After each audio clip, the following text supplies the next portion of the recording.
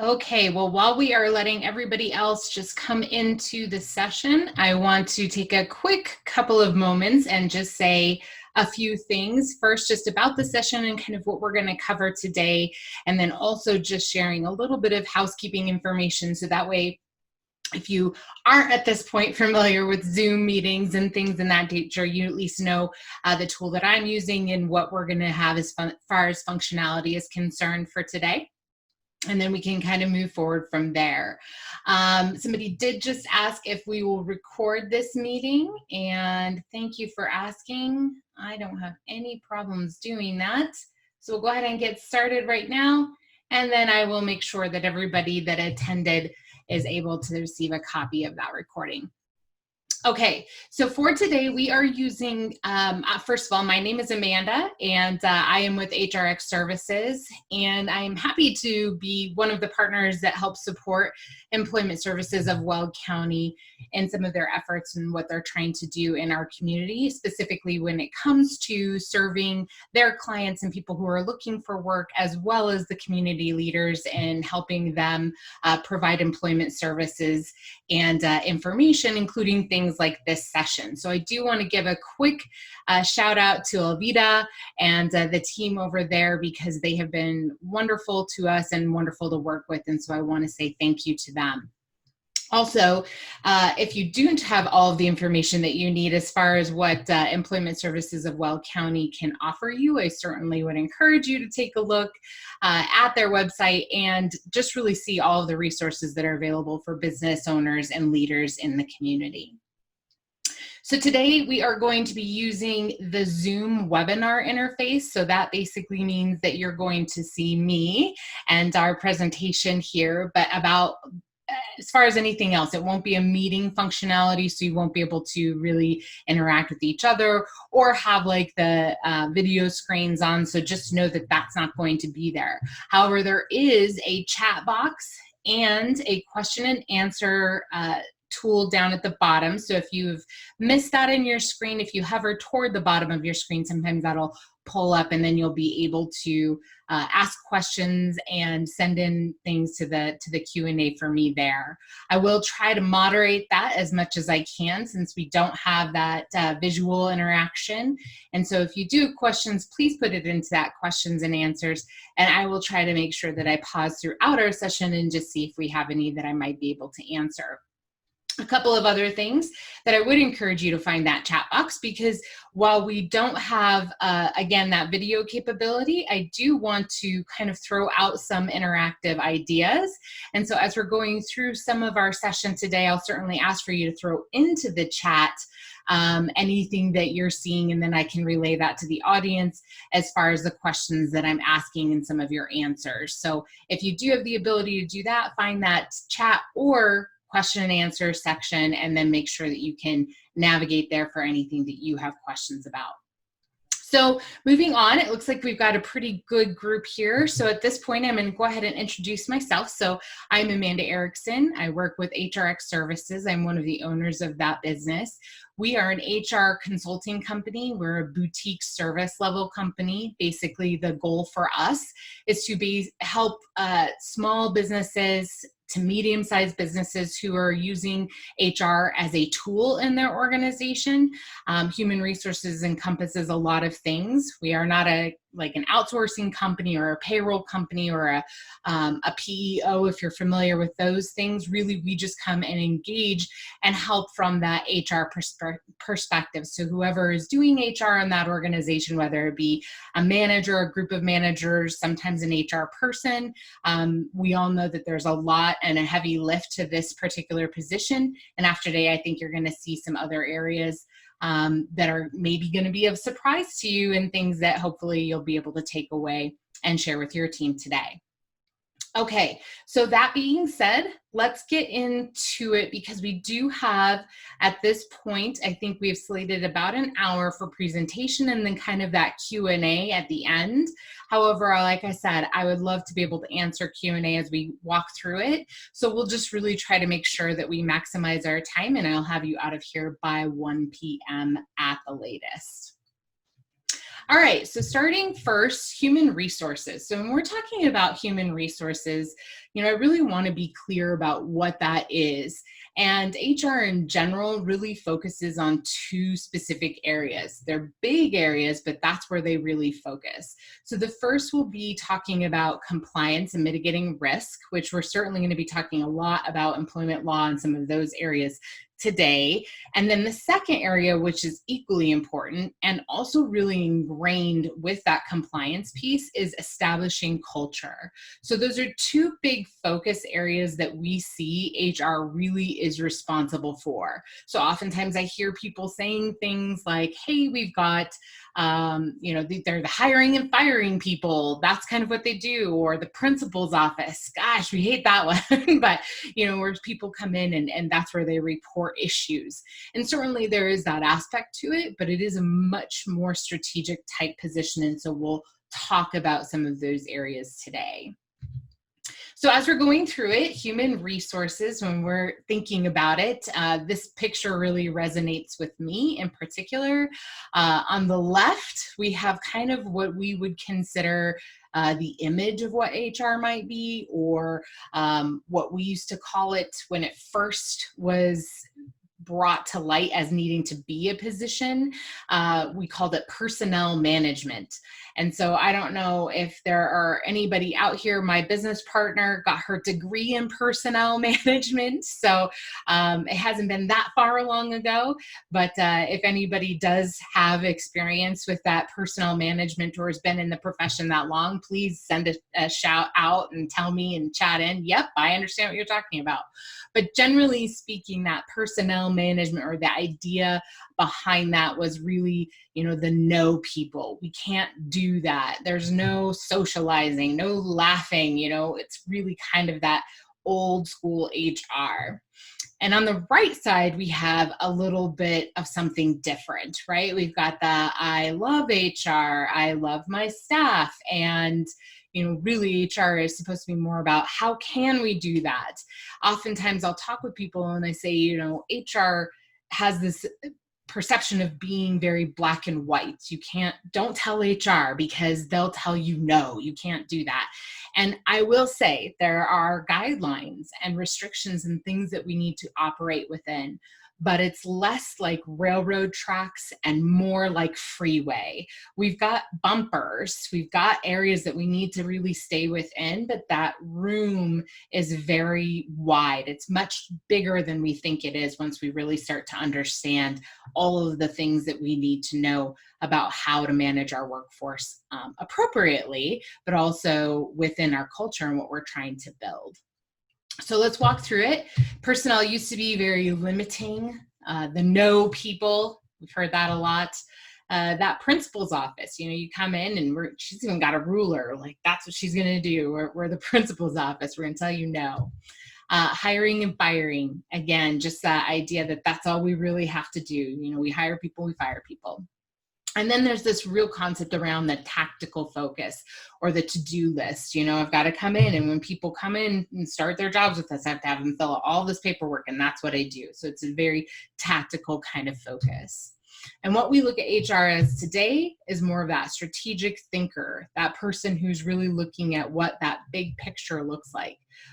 You might have heard a lot of HR generalists move into what we call more of that HR business partner. Usually this is someone who's going to have a seat at that leadership table, and that's really helping leaders move forward in the business with that HR component in mind. So much more deep and then it is wide. So sometimes I like to look at it and say it's like a mile wide and an inch deep.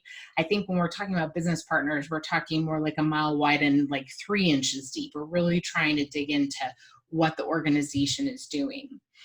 We're going to see a lot of metrics and ROI, so return on investment focus that's happening, and a lot of technology and tools has allowed us to do that with more grace and accuracy, without necessarily needing to be the best math people on the planet. So personally, I'm a fan of those things.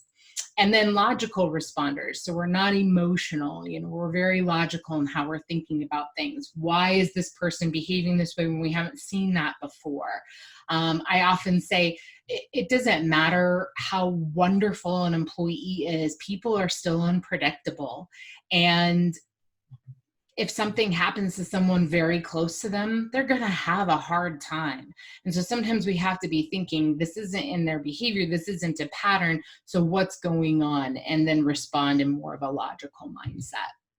And then we're also seeing a lot of leadership positions coming from this HR position in today's climate. So all good things, I think, as we're trying to move forward. So let's talk about then the need for strategic HR.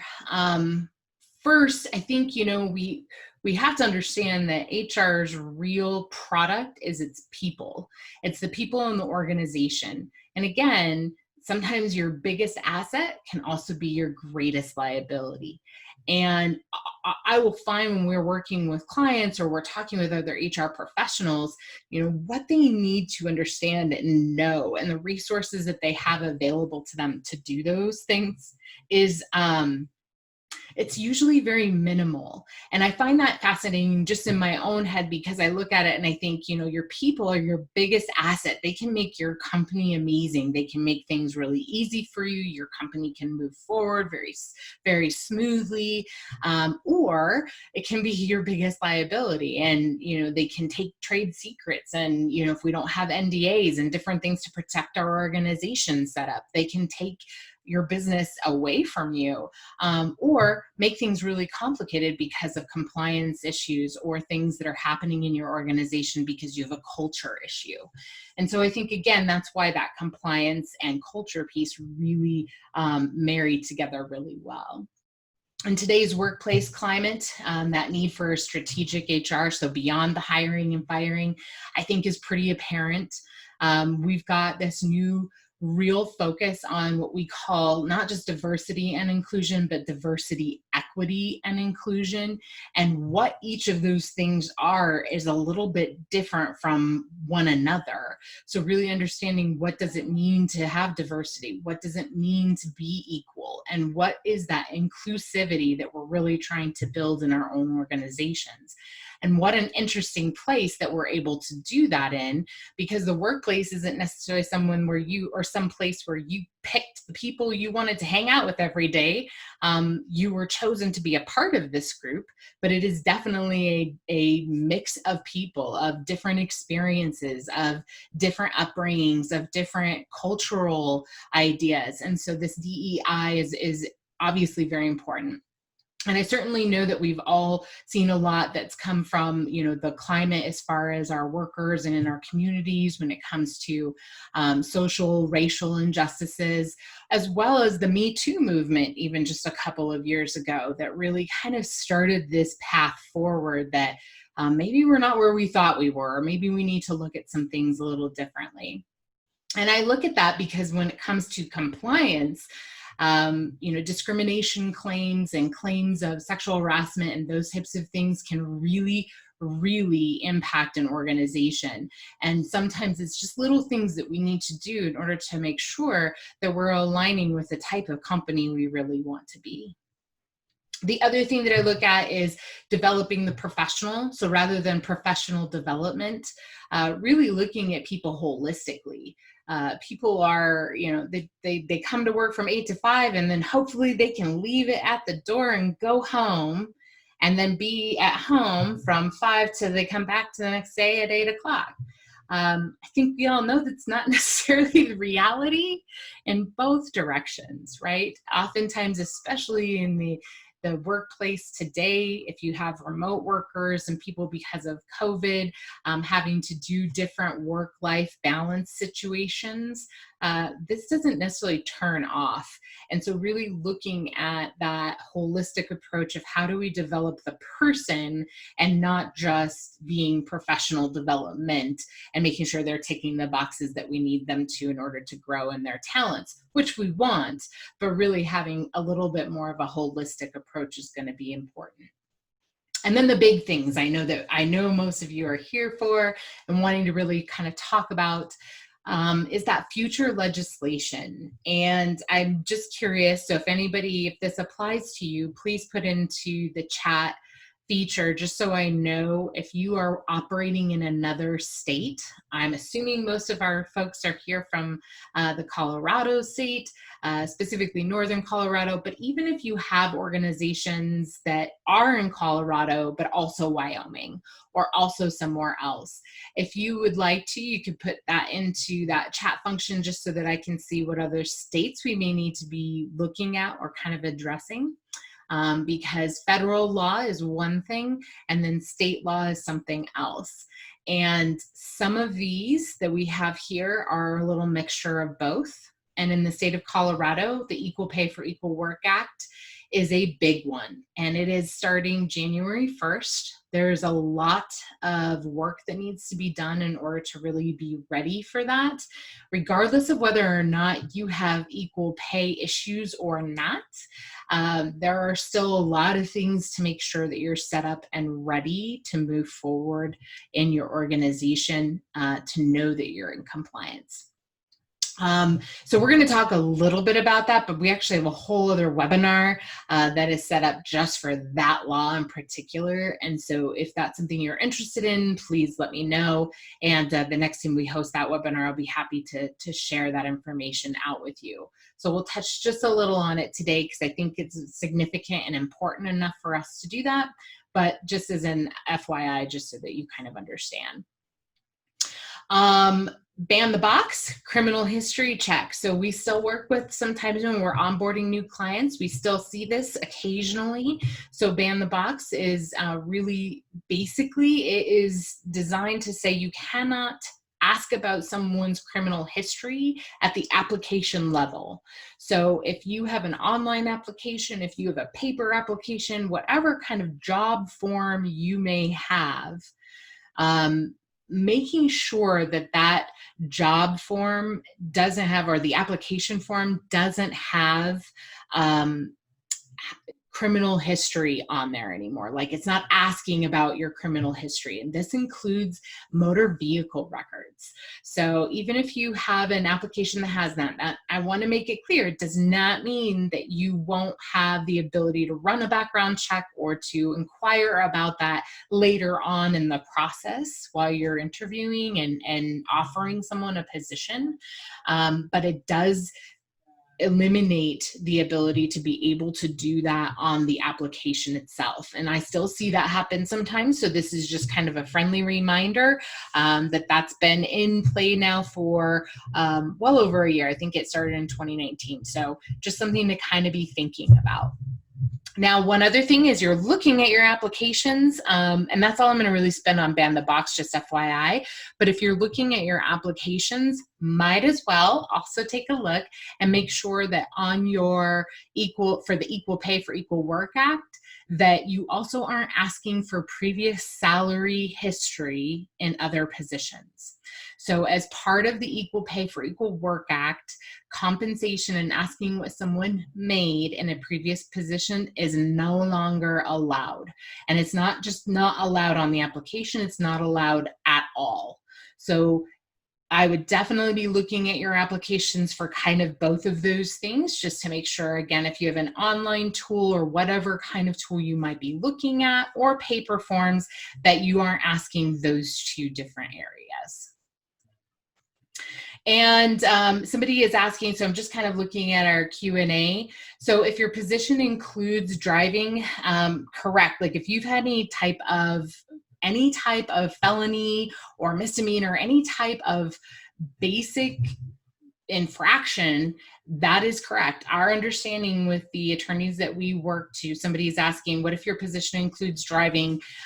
You still, again, can do those background checks. And so you certainly will still find that upon discovery, but on the application itself, that would be included in that criminal history. So any type of infraction should not be asked about at the application level. So great question.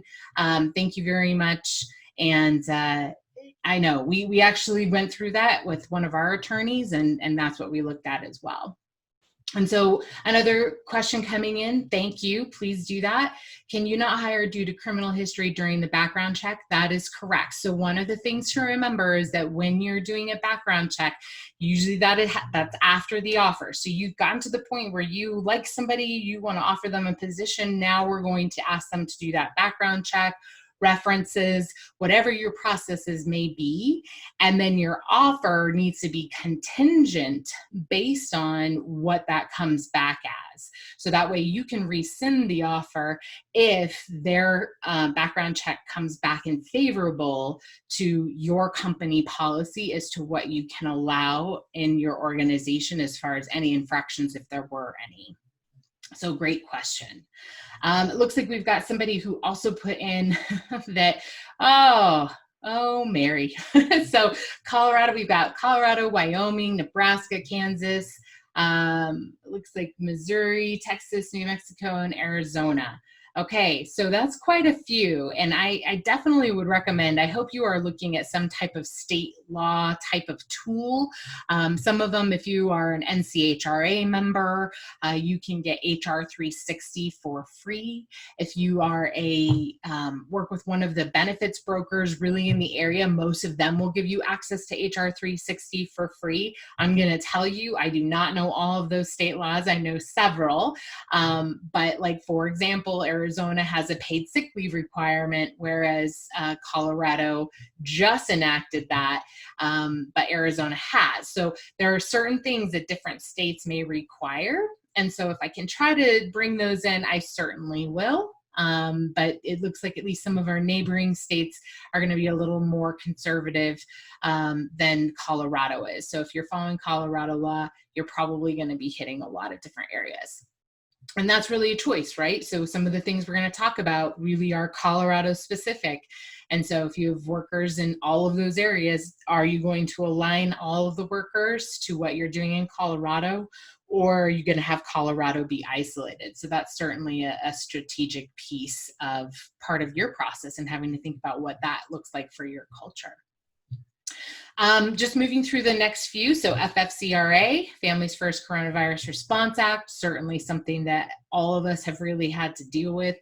Some of the interesting pieces to that have included, that FMLA piece or emergency FMLA. So if you have less than 50 employees, you might have had to be dealing with some of those things that FMLA folks usually have to kind of deal with. Not exactly the same, but very similar. So there's some components to that. And then the Healthy, I think I have my acronym wrong, but the Healthy Workers Families Act or Healthy Families Workers Act. This is going to be that new act that just was enacted in July, which basically extended kind of that paid sick leave requirement through the end of December that we saw with FFCRA.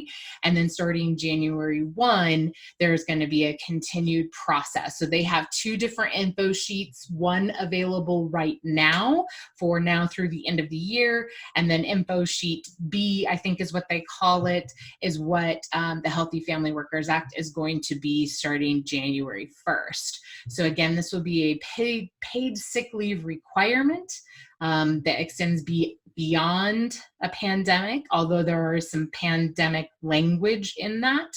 And so I am happy to share, and I'll make a note, just those info sheets to all the folks that have attended, because I know that that's always nice. And then so I will certainly provide those links for you at the end of this along with the recording.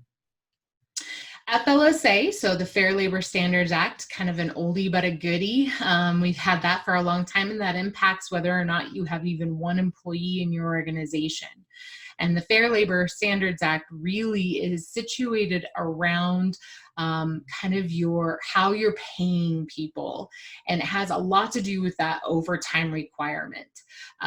So it was enacted back when there weren't a lot of overtime laws. We didn't have a lot of child labor laws, so it's an old law. But what it really addressed was, who is exempt from overtime and who is not exempt from overtime. Oftentimes I hear people refer to that as whether they're salary or hourly. And the only thing that I usually clarify in those places is they say hourly and salary is more how you pay a person. It isn't whether or not they are exempt from overtime. So for example, if you want to pay someone a salary wage on a weekly basis, you certainly can do that. But if they don't qualify for being exempt from overtime, you still need to track their hours because they will still need to be paid for every hour after 40 that they work, and they'll need to be paid time and a half. The comps order number 36, the reason I have this kind of alongside the FLSA is because this is the new Colorado. It amended the wage order number 35, which really, so we have, 35 of them, but really those are more establishing minimum wage rates. And this year in March, the comps order became effective, and it was much more extensive than what we've seen before. And because I don't have a whole lot more for us to talk about it later on, I'm going to just share a little bit here, just so that you have that information. FLSA we will talk about a little later as well. But for comps order number 36, some of the big pieces to understand. First, when it comes to whether or not someone is able to be paid overtime or not, so whether or not they're exempt from it or not, is now going to be dependent on whether or not they fall into a certain category. When it comes to the federal law, we talk about the duties test. So some of those things would be, are they able to execute judgment without having to have approval? So could I hire someone or fire someone without having to go and get my manager's approval? If that's not the case, then it's unlikely you would be an exempt level position. And I don't care if you're making $40 an hour. You have to have both components. The first is you have to be in a position that qualifies you as exempt. And then the second is you need to make a certain amount of income on a weekly basis in order to be considered exempt. So again, that's a weekly number. Oftentimes I'll have people say, well, with overtime or however they get paid, per diem or whatever that might be, they'll certainly be over. And right now, the federal level and the Colorado level is $35,568. They'll say this person makes $40,000 a year. But if they're not making the equivalent of whatever that number is, $638 or whatever that amount is per week, because they're part-time or they make most of it, every other week or whatever that might look like, then technically that's not really in alignment with the law. So there are a lot of complexities to it and things that you really want to establish in order to make sure that you're in line with that. The reason that the comps order is significant is because it did, it's a little broader than what the FLSA categories are or the federal level is. There is a posting requirement, which means that there is a poster that needs to be included in your posters that you have on your wall of posters for all your employees. And in addition to that, you need to be making that $35,568 mark right now. As of January 1st, that number will go up to $40,000. I think it's $40,500. The following January, it'll be $45,000. The next January, it will be $50,000. And the next January after that, it'll be $55,000. And then it'll go up based on the consumer price index. So what does that mean? In my mind, that means if within the next 3 years, whatever positions you have that are exempt and you're not paying hourly wages to, or you're not paying overtime to, if they're making less than $55,000 a year and they're much less than $55,000 a year, I would definitely be looking at your compensation strategy and see whether or not these people really would fit into that long-term projection for exemption level status, or if maybe making them hourly as employees is a better option for you. So that's going to require a lot of compensation kind of work. Those analytics we're talking about, tracking hours, seeing how much overtime potentially this position could cost, those types of things, and really to establish whether or not you want to raise salary levels or not. And so that's what makes Colorado very different than the federal level, is that we're going up very quickly to $55,000 in a matter of a few years. So again, comps order number 36, certainly something to be thinking about. And then the paid medical leave is going to be a ballot issue. So we've seen this come up in the Colorado legislature for several years. And I will say that when you're looking at it, there's a lot of controversy around it. There's a lot of questions. There's a lot of things that people aren't quite sure on. Well, how would I do this? And will it run concurrent with FMLA currently? There are some holes. But this year, instead of putting it to the legislature where they can kind of walk through their process and debate it and then send it to the House and have it in the Senate and do their process, it's going to be a ballot issue on our November ballots. So I know CoSHRM is hosting a big webinar actually tomorrow on this with the proponents and opponents from this measure. And so I think certainly something to be looking out for or doing your research on, because you will be able to vote on this yourself this year. So, and those are very hard to walk back. So it's really important just to be as educated as you can to really understand the issue and see if it's something you agree with or not. Okay, so let's talk a little bit about culture thoughts just as we're diving into this. So we've got our compliance piece, we've tackled some of that. Let's talk a little about our culture thoughts. So I'm going to put up a picture, and y'all are doing a great job in the chat. So if you want, what I want to know from you is when I throw this picture up, tell me a little bit about the type of environment or the company that this person may work for. And so I'm going to give you just a few, maybe we'll just do like 20 seconds or so just to throw in your chat thoughts about where this person might work. You can look at their environment. You can look behind this person and see the attire that the person is wearing, whatever you want to do. But just kind of throw in some of the ideas that you think this person might be working in. As far as culture, company, professional, yep, love it. Professional is definitely one. I've heard that one. How do you think he feels about his job? Let's say that he's moving from his job right now, right? He's leaving and probably feeling pretty happy about it. Happy, yes. Fulfilled, computer integrated systems, love it. I love the complexity there. But yes, all of those things. Let's see, business, administration, medical sales, owner of a small business. Oh, love this one. Internship. Yeah, real excited. Just getting started, right? To the path. All excellent thoughts. Love it. So now I'm going to put up this picture and tell me a little bit about this person and what do you think about where they may be working? Thoughts on that? Someone said a team. Oh, that's the first time I've heard that, team. And you're right, because you can see the people, right? We don't know about that other person, but a team environment. Google, someone said. I love that.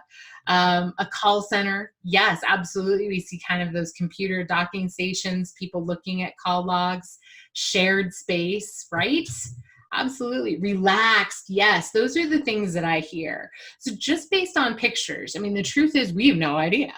And I don't know, these are just arbitrary pictures, but I've heard things like there's cinder blocks in the background. So it must be like a startup or looks like they're in an industrial business office type of place. And all those things could be true. But what we're sharing are kind of our experiences that allow us to think about how we're moving forward. Oh, somebody shared pet friendly. I love that. Yes, definitely. Technical skills for marketing for a company like the radio or something. Oh, I love it. Great ideas.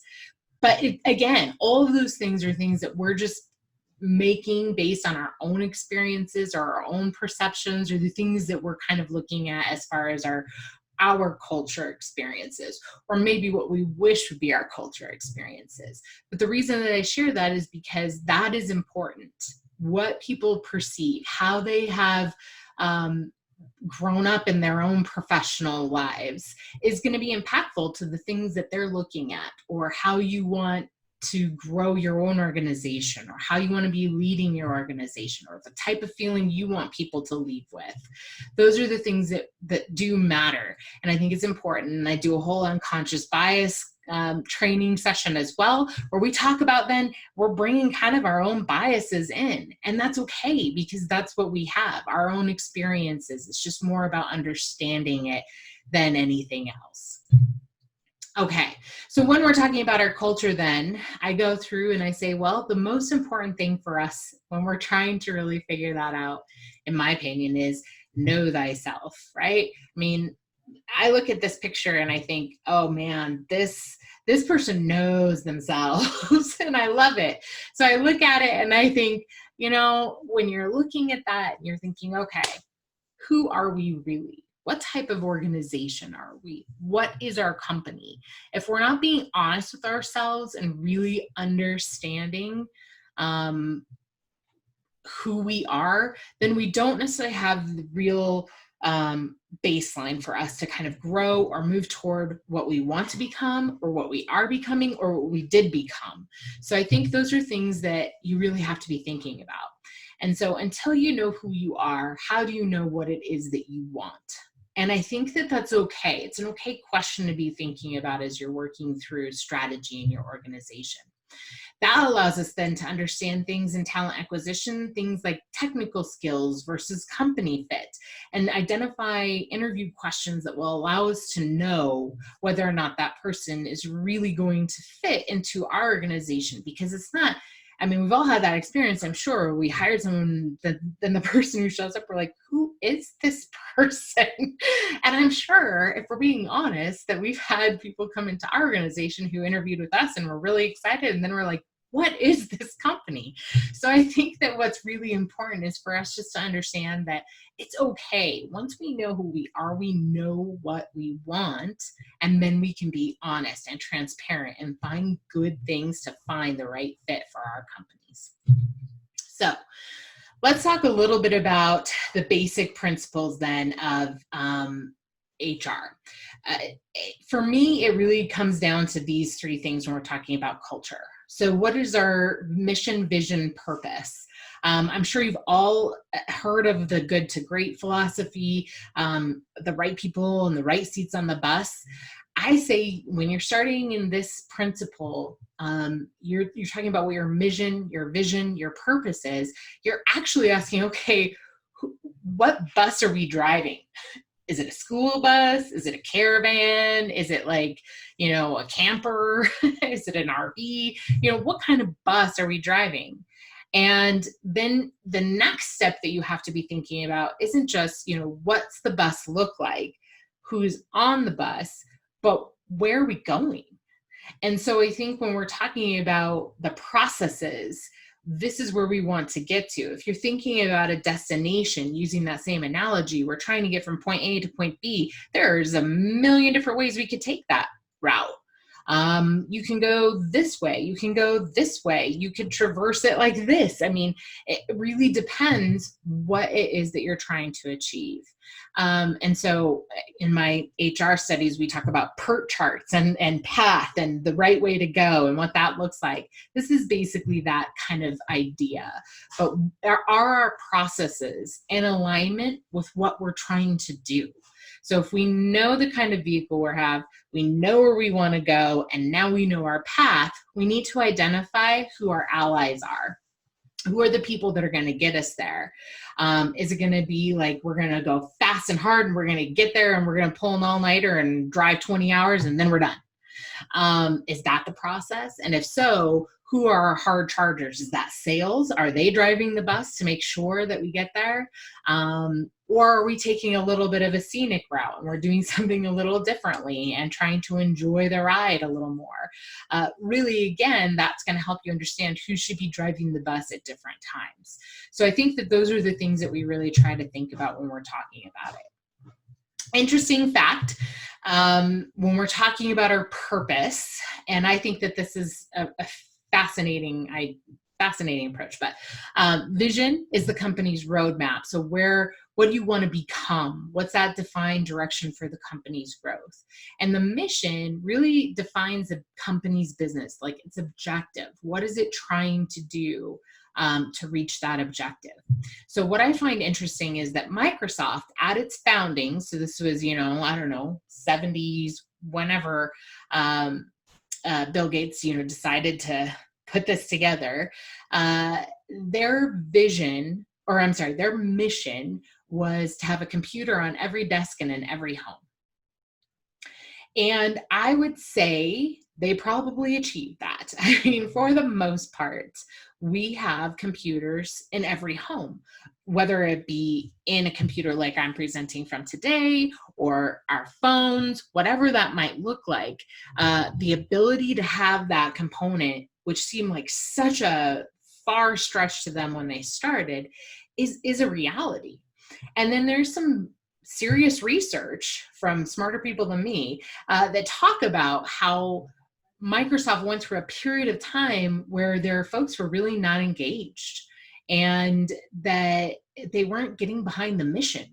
And I think that what they found is it's because they didn't have a mission to get behind.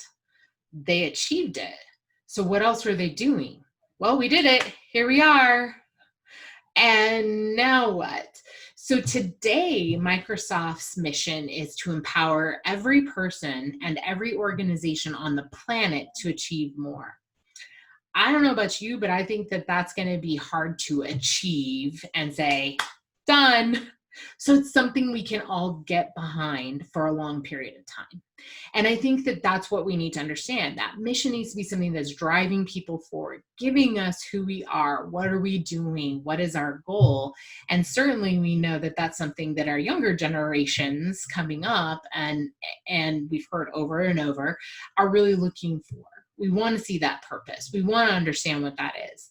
And I'm going to say, I think it's because, a lot of those younger generations saw people, their parents and the people that they cared for put a lot of time in, and then 2000 into a job and to a company for 30 years, 40 years.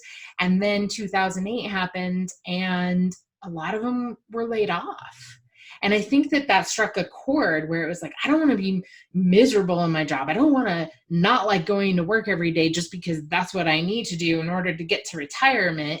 And I think that really resounded pretty significantly with that group of people that saw those people who were important to them and going through those experiences. So I think that mission really is more than just kind of that staple or the letterhead or the placard on the front desk that you see when you walk in, but more of a talked about thing.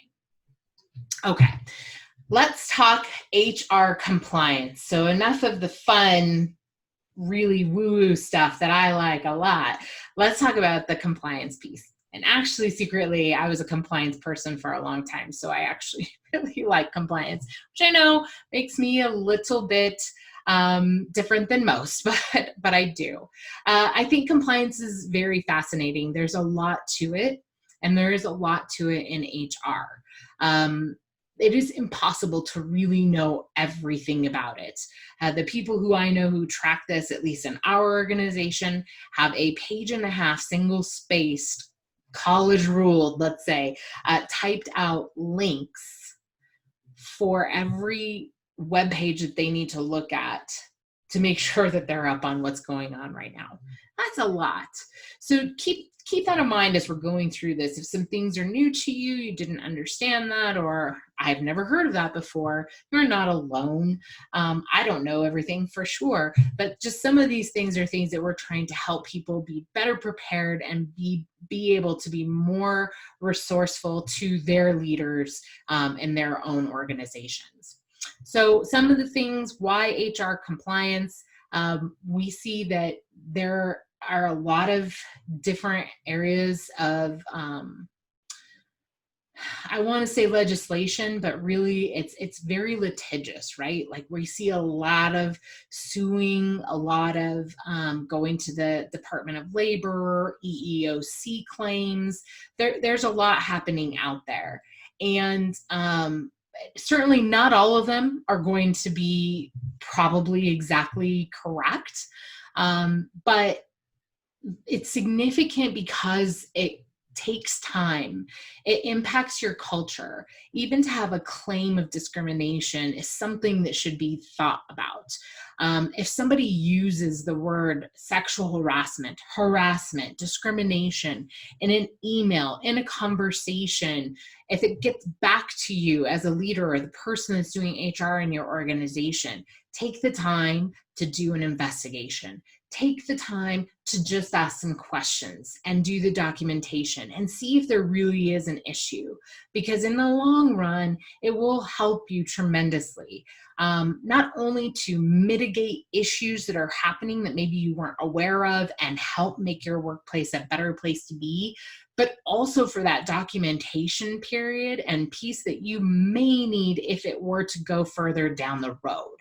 We oftentimes see people say, well, that person kind of complained to me a little bit. And we all know that that's the situation, right? It's a very benign, seemingly situation where somebody is just mentioning something else, saw a rumor, heard something, a little gossip, office gossip or water cooler talk.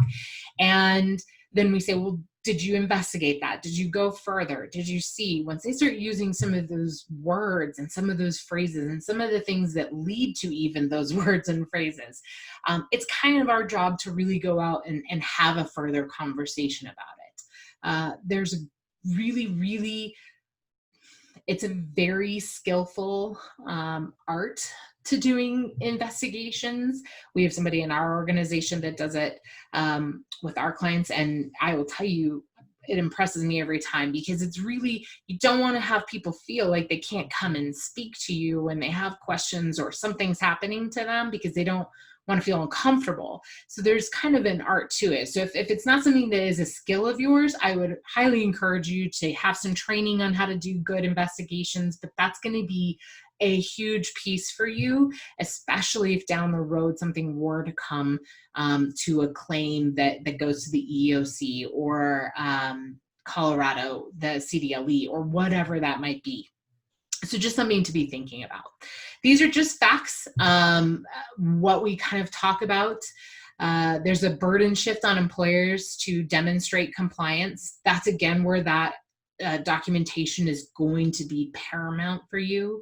In 2014, one of the stats here, we have $296 million in recovery for the EEOC out of 88,000 charges. And I think those are things that are just pretty impactful. I think the last time I read, it's about $40,000 to just settle a claim. And that's not even taking it to court. That's not fighting it. That's not doing any of those things. So I definitely think that really understanding that is going to be important. And oftentimes when we are brought into some of those circumstances, we see an opportunity where we had an option to have a discussion way earlier than when we did, and it probably would have helped. So again, don't be concerned when you hear those things like, oh my gosh, I'm going to be nervous about that and I can't go in and I don't want to make anybody feel uncomfortable. There's a way to do it to make it comfortable, but do it. Have those conversations and make sure that you're exploring further when you hear some of those discrimination type words. So let's talk a little bit about then our basic knowledge that we should have to help us in our processes. In my mind, when I'm looking at it, there's SHRM the SHRM, which is that's the body of competency and knowledge. They call it the BOC, HRCI, which are basically our two kind of accreditation organizations that help certify for HR. And HRCI, they have their 6 disciplines. I kind of tried to look at that instead and say, okay, what are the basics? What's the basic information that we really need to understand? And I put these together. I think the BOC has like 15. So these are just 6. But I look at it and I think hiring, compensation and pay is going to be significant.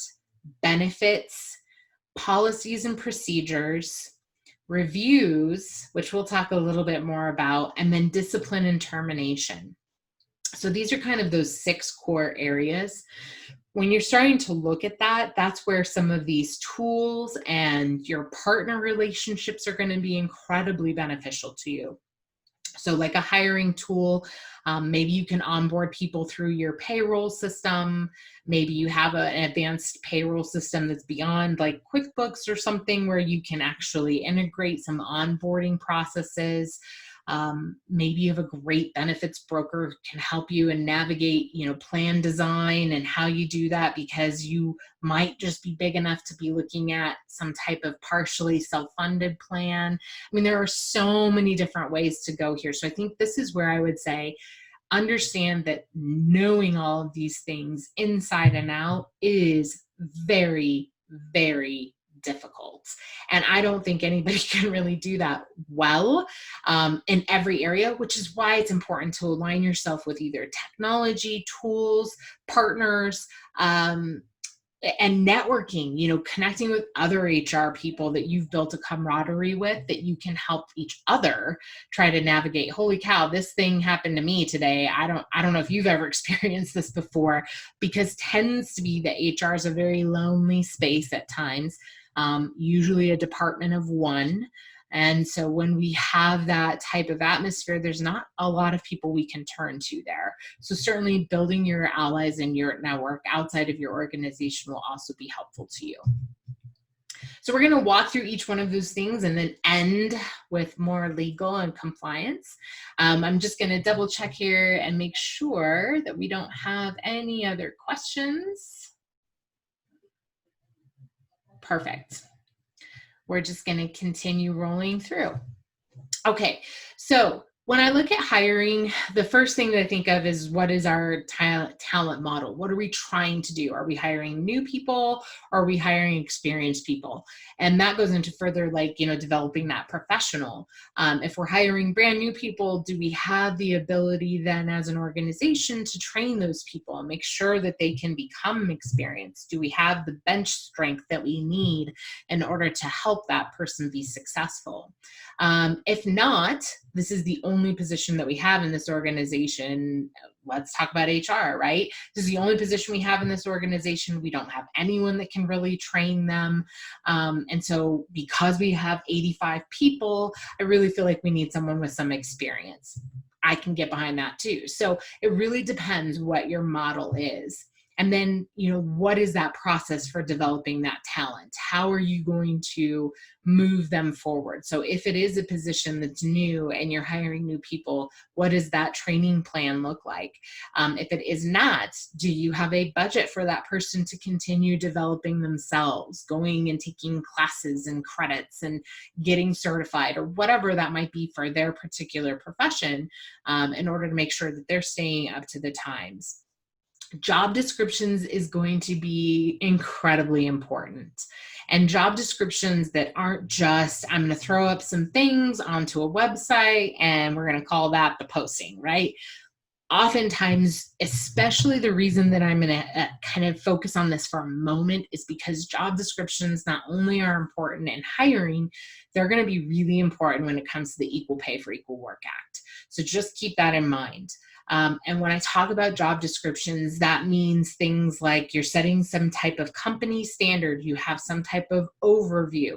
On your job descriptions, you have whether or not they're exempt or non-exempt, which we've talked about. what their position title is, what position they're going to report to. Some of the other things that we think are really important, and in our organization, we actually split them out between what's a knowledge or experience level, what is the skills, and what are the abilities. So we call them KSA, knowledge, skills, and abilities. In our organization, we call it experience, capabilities, or competencies, experience, competencies, and then skills. So as you're kind of walking through that, really identifying what is a competency versus what's a skill.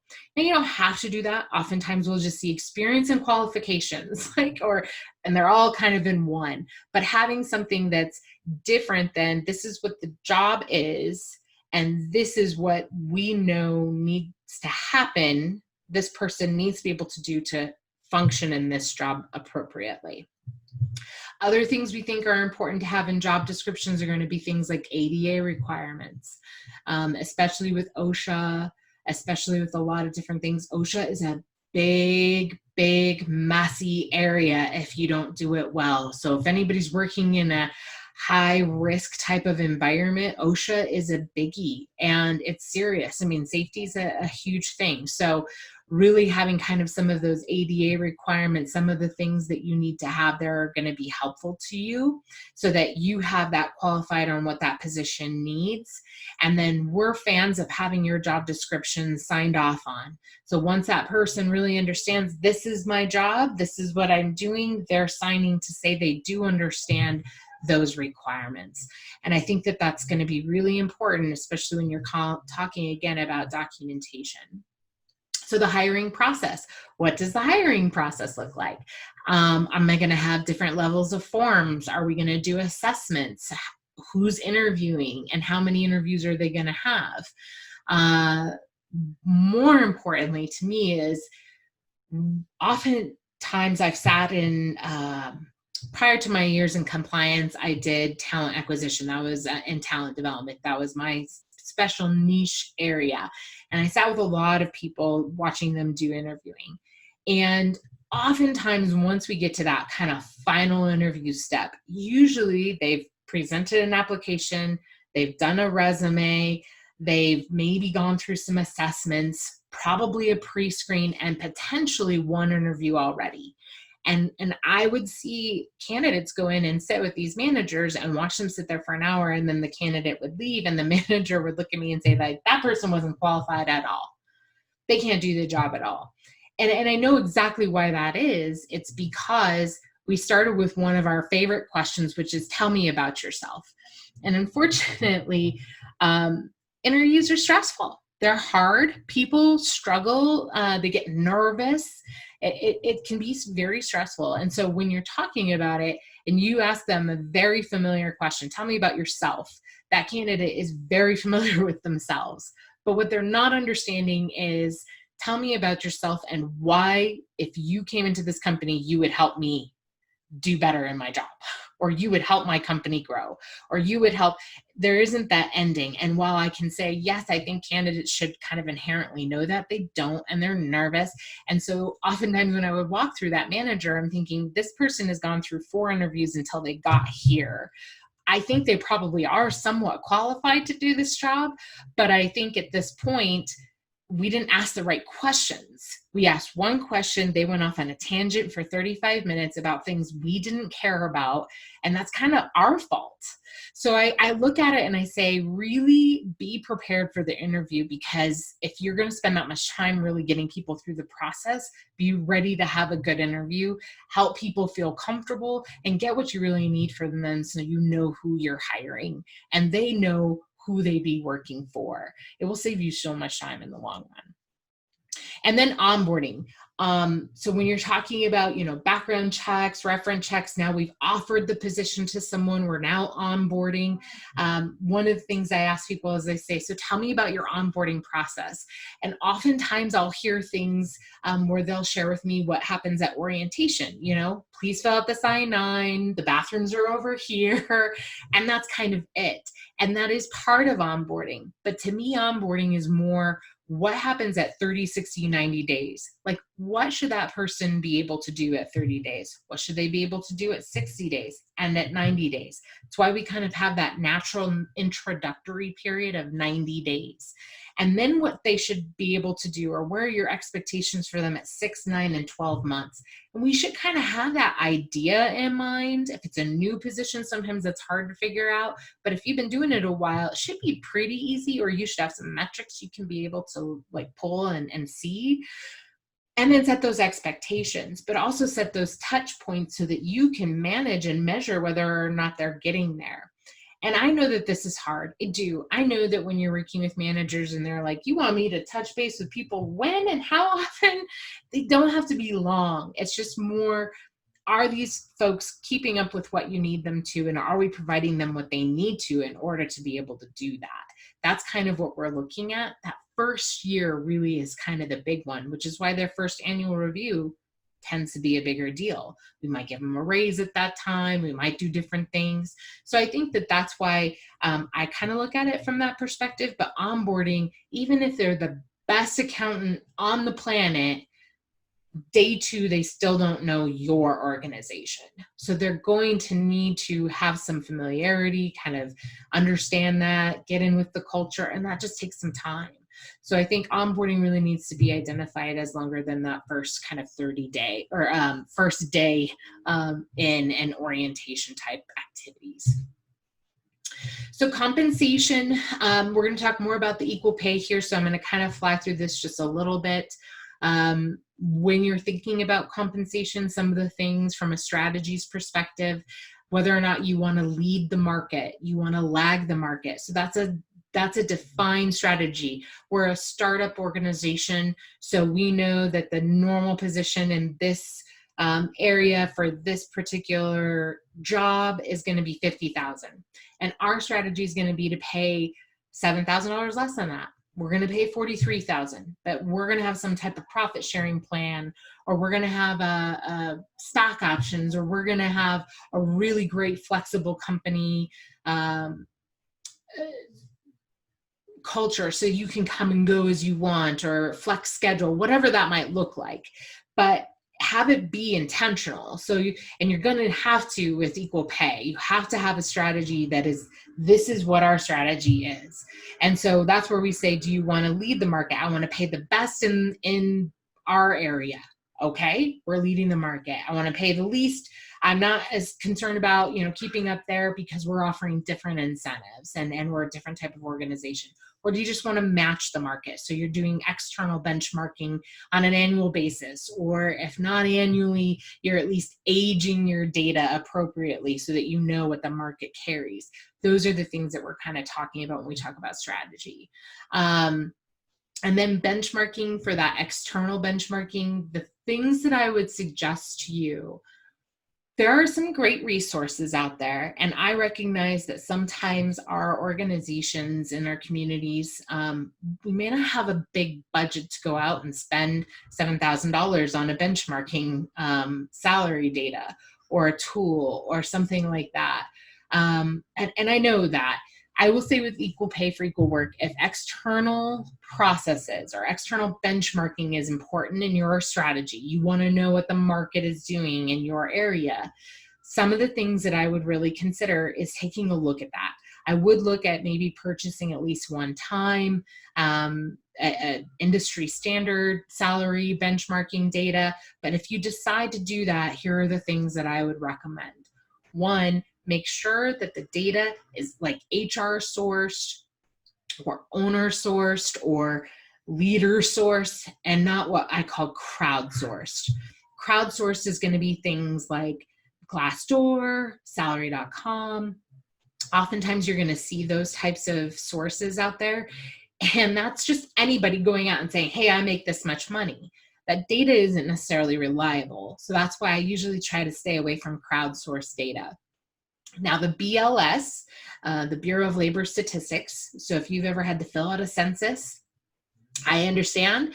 I think that could be a probably better resource for you, just because it's usually somebody in the company that's putting that data together and sending it off so that they can provide the metrics in the BLS.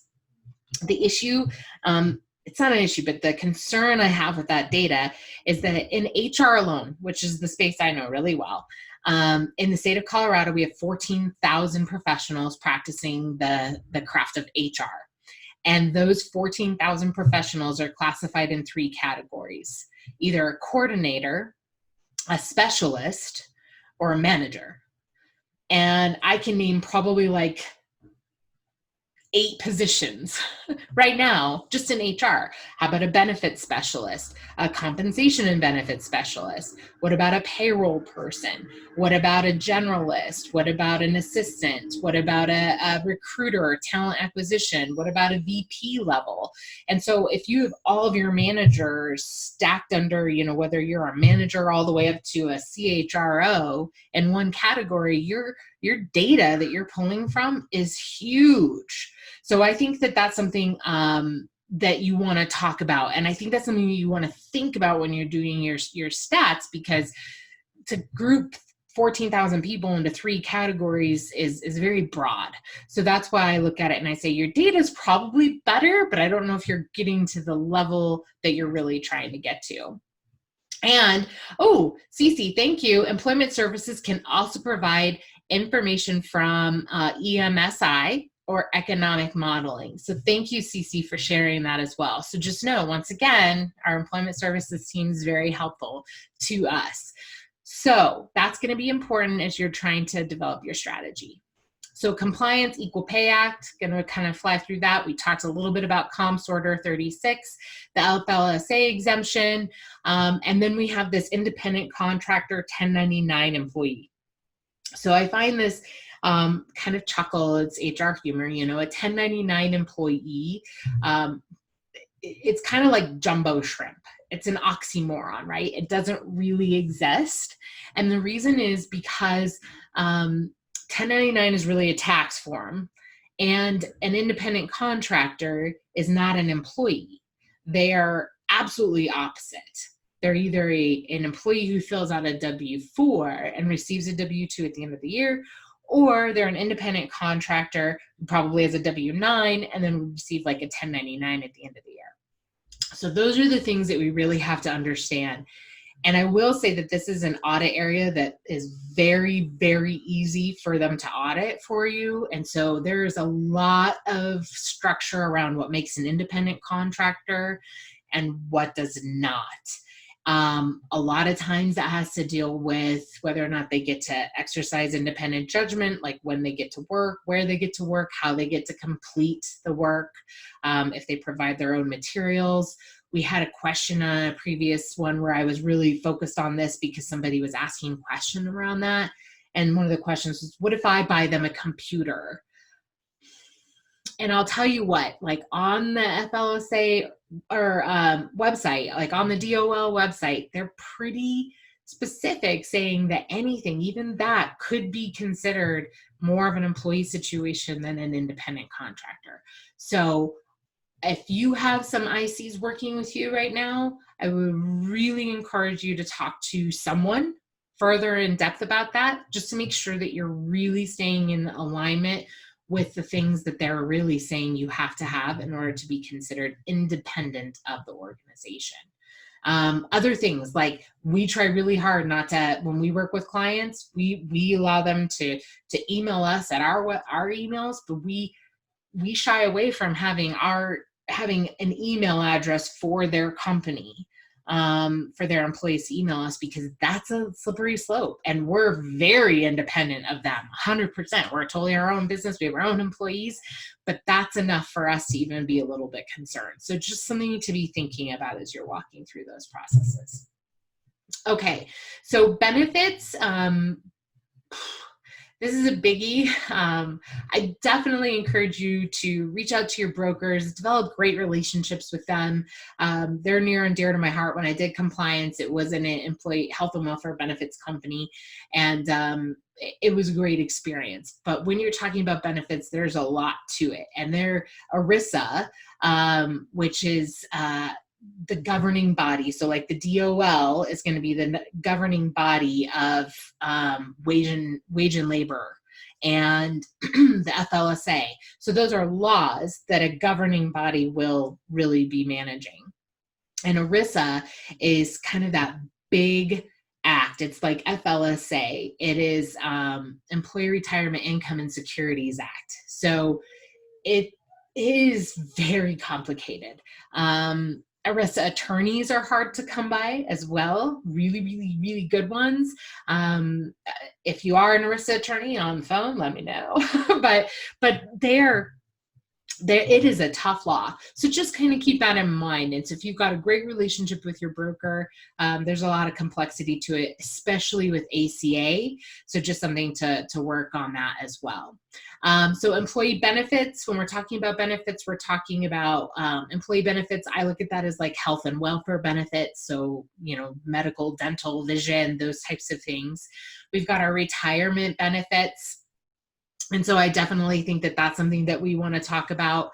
Time away, so PTO, vacation and sick time, whether or not you're going to be doing those things. And then talent development. So are we going to do any type of learning benefit? Do they get some kind of pay for college? Those types of things. I think that's really important as well. And then culture. I think culture was really, really good, an important benefit to be thinking about. There are some great tools out there that will also help with organizations to be able to do those things. So I would be sure to be looking at some of those tools if you're in that kind of organization that really wants to be looking at that, and health and welfare benefits, or like company culture. I know Otterbox does like sabbaticals, and they allow for people to go away for a month to really kind of reconnect and develop and grow and do things. So that is definitely a benefit from that perspective. So just things to think about. And then policies and procedures. And I see little people coming in and out of this way. Yep. I've had a few people say, hey, please let me know when you're hosting that Equal Pay for Equal Work Compliance Act. Definitely will do that. So do not worry, you've not missed it. We haven't discussed too much about that yet. And I am watching our time, so I promise. Policies and procedures. So employee handbook, this is going to be really important. We just reviewed an employee handbook for one organization. Great company, they do amazing things, but this was not their area, right? Like HR is just not their space. I cannot go tell a trucking company or an oil and gas company or an accounting firm how to do their job, but we know HR. So when you're in your employee handbook, the very first thing I would do is keep in mind, one, it's a welcome to your company. So we don't want it to be so, hey, if you mess up, this is what happens. If you mess up, this is what happens. We want it to be welcoming and inviting. But one of the most important things that I would always double check, there's a lot of Colorado laws that really need to be included in your handbooks now. So I'm not going to go through them right now, but one thing I would make sure is that you have at least your at-will statement, that employment is at will for that employee. And then that way there's never a concern or never a question as to whether or not you had any predetermined period of time that they would need to be employed with you. And then again, you have your posters and all of those things. We've had several come out this year, mainly FFCRA, comps, those types of things. So just make sure that you're posting what you need to be. And then record keeping requirements. If you really have like a table where you manage 2 years for this and 4 years for this and 7 years for this, or whatever that might look like, that's amazing. We normally talk to people and say, if you keep things through like 7 years, you've probably hit all the compliance pieces. Probably.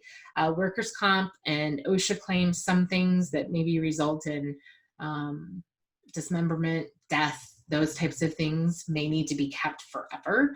And then I-9s, we're pretty specific about doing away with your I-9s and expunging them when you can, purging the I-9s when they're ready to be after termination. We're pretty tight on that. So again, just understanding what are your record keeping requirements are, those types of things are going to be really important as you're trying to walk through staying in compliance. And then, okay, so performance reviews. So the reason I threw this one in here is because we just recently were involved in an attorney panel, which was fascinating because we had both the defense attorneys and plaintiff attorneys on, and it was just fascinating to hear them kind of go back and forth and share their thoughts. But one of the plaintiff's attorneys in employment law, so predominantly in discrimination cases, is her specialty. She talks about performance reviews, and it says that this is a big hole for a lot of organizations. So they might terminate someone for saying they're a horrible performer, they were terrible at their job, they didn't do good things, and then 3 months earlier they got 5s on all their measurements for their performance review. So I think that it's really important to understand that performance reviews are one of those areas that she says it's just a hole. And I think the biggest reason for that is because it's because when you're looking at the people who are doing it, they're not experts in how I do it. It's very subjective, oftentimes, how we have our performance reviews set up. What's first, for example, a 5-star system or a 5 rating system. I personally don't really understand what the difference between a 4 and a 5 is. I mean, to me, it's like A, B, C, D, F, right? So if you're a average performer, I'm more of a fan of the 4-point system, just because I think it's easier to say it's not meeting expectations, is meeting expectations, needs improvement, and then, exceeds expectations, whatever that might be. I feel like it's a little easier to understand, but you'll see 5-star kind of systems all over. So I think it's hard, and I have a pretty good feeling around this area. So I think, again, really understanding how you're doing performance reviews, when you're doing them, if someone is doing them annually, some of the things you need to be concerned with. Recency effect. Are they only looking at people and remembering what they did the last 3 months? So maybe they get high ratings, but the rest of the year before they weren't good. And we aren't accounting for that because we're just remembering how it feels most recently. Or we're looking at somebody else. We have 5 reviews to go through, and the first one's really meticulous and we do a good job, and by the 5th we're like, we're done. I'll just get through it. So I know we've all had those experiences. So I think that this is an area that people really need to be thinking about and be prepared for, because compliance is a big deal in this area. Okay, so HR, and I'm going to just kind of go through this really quickly because I'm going to provide this slide deck to everybody, and these are hyperlinks, so they'll take you to these laws, and there's a lot of them. So the point for me is just to say there's a lot here. Keep that in mind. Again, if these aren't things you were totally aware of, that's okay. But try to become familiar, or take some time and just get to understand a little bit, because even if you have 1 employee, you can see it can be impactful to you. So the things that I think are pretty significant here, we kind of see a lot. FLSA, certainly the Fair Credit Reporting Act. If you are going to be sending somebody for a background check, looking at credit checks, things like that, you need to be giving them their Fair Credit Reporting Act disclosure notice. We actually have people sign off that they received that from us, because again, for us, it's just making sure that we're taking that documentation and making sure that we're doing what we should be doing. Employers with 15 employees or more. So now we hit to Title VII. Title VII is the biggie. It's also the one that the Supreme Court, or SCOTUS, in the last couple of months have said that sex, because basically Title VII says you can't discriminate based on a person's sex, religion, I can't remember all of them right now, but it's the biggie. And SCOTUS just said that sex also is determined by your gender identity. So if you identify as a man, then that is how you have to be treating this. And so handbooks need to be updated to kind of identify that and make sure that we're being as gender neutral as we can, because these are laws that are being impacted or are impactful to kind of what's happening in our society at this point in time. And it's coming back to the workplace. So Title VII, definitely a big one. And I have sometimes people say, so if I have 10 employees, does that mean I can discriminate? Okay, no one says that, but I'm just throwing the joke out there and saying, No, it does not mean you can discriminate, because the state of Colorado has the Colorado Anti-Discrimination Act, which goes down to even just one person. So if one person, then you still need to comply with all of them. And Colorado is all inclusive. So they had already had kind of gender identity as part of that, sexual orientation. So some of those things are going to be important as you're kind of identifying the areas for discrimination in your own organization, making sure your policies, handouts kind of align with that. And then ADA, Pregnancy Discrimination Act. Pregnancy is, if you didn't know, is considered a temporary disability. So not only is Pregnancy Discrimination Act important to understand, there is HIPAA, so you're getting health information from people. But also there's ADA components to that, because it's a temporary disability. And so, you know, your moms to be have, you know, the Pregnancy Discrimination Act. They're considered, that's why they often qualify for short-term disability. But again, that's when now you're starting to really cross lines into employment law and ERISA, and it becomes really complicated. So just understanding that these are some things you really want to have a good grasp on is going to be important. Age Discrimination and Employment Act and COBRA come into play when you have 20 employees. Prior to that, you have Continuation Colorado for health and welfare. So even if you have one employee, there's still going to be some notification requirements when people are exiting your organization and you have health insurance benefits, something you need to just be aware of. So even if you don't have 20 employees, looking at COBRA can give you some familiarity, but Continuation Colorado is going to be helpful for that. And then EEO1 reporting for federal funds with $50,000, as well as Affordable Care Act, ACA, and then FMLA. Those are your biggies kind of at 50 employees. And once we get to 100, then we have the WARN Act, which I'm sure you've seen a lot of communication on recently because of COVID, and there was a lot of talk around how does that work and how do we notify people that we need to lay a bunch of people off because this kind of bam hit us. And so there was a lot of communication around that. And then EEO1 reporting, if you have 100 employees, this is something you need to be doing. We oftentimes see this as being forgotten about, but EEO is important. And so just again, kind of understanding what you need to be collecting there so that you can be turning in your EEO1 reporting is going to be important. Okay, so Equal Pay for Equal Work Act. We're going to kind of fly through just some of these requirements. Again, I will certainly share that information about when we are going to be hosting again to do that Equal Pay for Equal Work Act, because people are very interested in it. But basically, on a nutshell, the requirements are this. You are not allowed to seek pay history, and you are not allowed to prohibit wage discussion. So if your employees, not only are they allowed to talk about wages with each other, they are also encouraged to do so. So that's something to kind of keep in mind. And then communicate all jobs internally and post with pay rates. So if you have a promotion, oftentimes what we've seen is people say, hey, you've done a fantastic job. We want to go ahead and promote you to blah, blah, blah position. And then they announce it to the team. And with this new act, that will no longer be an option. If you are going to have a promotion opportunity, you have to communicate it internally at the same time, on the same day, in the same way to all employees. So everybody's aware of the opportunity and anybody could apply for it.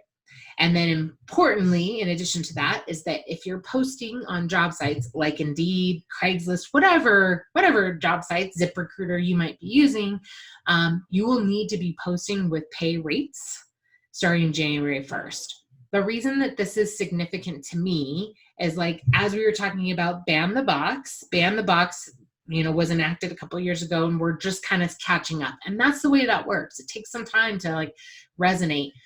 The reason I think Equal Pay for Equal Work Act is a biggie is because this is going to be incredibly low-hanging fruit.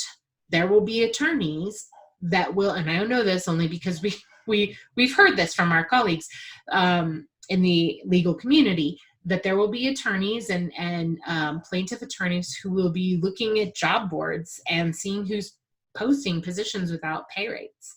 So just something to know. That's low-hanging fruit. If you post a job and you don't have a pay rate on it, that's going to be a big deal, and you have some exposure there. So again, as of January 1st, you have to be posting with your pay rate. They can be ranges, absolutely, but it should be intentional. So once again, while you have to go through kind of all of that back end work to make sure what you're posting is fair, equitable, and you are in compliance. You have to keep your job descriptions. So circling full back here, job descriptions are important. Really making sure that you're doing that, and track wage history for every employee plus any employee you term for 2 years after term. So again, we have had that requirement already in the past to keep kind of all their wages and payroll information, but this one includes that job description as well. So that's very important. And then ensuring pay equity, which is the biggest component to it, because in my mind, when you're talking about ensuring pay equity, this is now when you're doing standard deviation testing, you're taking a look at your pro ratios, you're looking at all of these different things to really see where you align and whether or not you have, compa ratios, where you have everybody coming up short or over what your midpoint is, and then seeing whether or not that imbalance is intentional and for a reason that they allow. And so the employer liability on these, so what this means is that if you have violations of these requirements, so the requirements in blue, don't seek pay history, don't prohibit pay wage discussion, and ensure pay equity.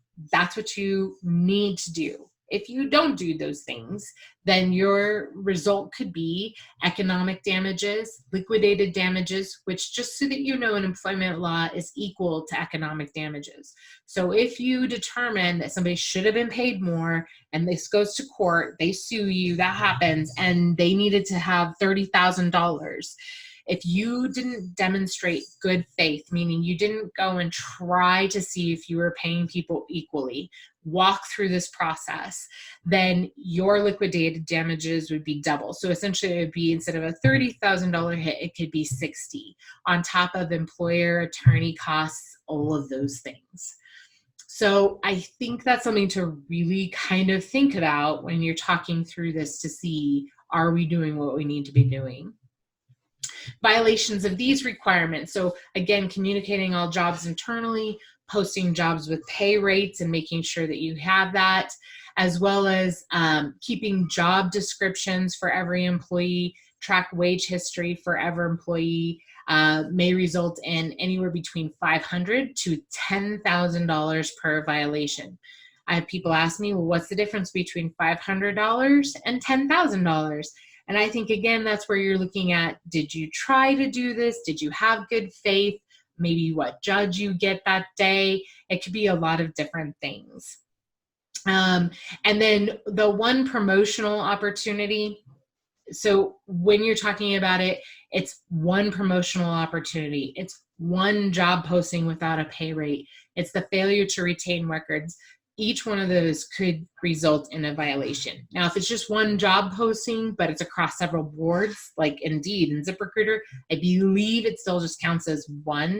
It's kind of how I read it. But again, if you post then a junior level and a senior level operators, each one would be separate job posting. So just something to kind of consider. And then these are the qualifications when we're talking about strategy. They basically have said these are the 7 or the 6 areas that you can have a difference. Manager discretion, negotiation of salary, any of those things, what the market was doing, and that this person was hired in a hot market, this person was hired in a slow market, is no longer going to be defensible. Your methods of differentiation should be quote unquote reasonable, and wage history is not a qualification any longer. So if it doesn't fit into these 6 categories as to the reason why somebody who's doing substantially similar work, you will potentially have an issue.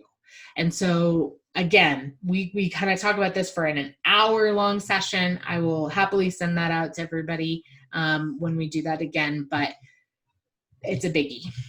So what does that mean to me at the end of the day? Well, at the end of the day, we really just want to make sure that you are feeling really, really comfortable, satisfied, that you're not the person that's going to be legislated against or have the litigious action against. So I feel like those are the things that we're really trying to help for that period. Now I know that Jacqueline asked a question, so I just want to make sure. So the Fed regulates that you need to retain an I-9 for each person you hire for 3 years after the date of hire or 1 year after the date the employment ends, whichever is longer. So we have a form that we fill out when somebody is hired, and then we can put in when they're terminated. We can take the hire date and plus 3 years, or the term date and plus 1 year, and then whichever date is greatest is when you can purge the I-9. So good question, Jacqueline. Okay, honestly, we are right at 1 o'clock, and I swear I said that I would get you out of here by 1. So that's it for us anyway, and I know we took questions throughout. I do appreciate your time this afternoon. My notes and things to take away, certainly happy to share more. Looks like some people were also asking about the new Paid Sick Leave Act. We can do that. So we'll be looking at trying to put something together. And then I would definitely encourage you to make sure you look at your employment services team. They have a lot of solutions for you there as well. If you have any other questions, I'll share really quickly. I think, Elvita, it's probably okay, but my email, right there. So if you have questions, please feel free to email me. I'm happy to answer those. I do appreciate your time. And we will send out this slide deck as well. I'll send it to Elvita and we'll coordinate that way. So thank you for your time today. Please have a wonderful day and appreciate you. Take care, everyone. Thank you very much.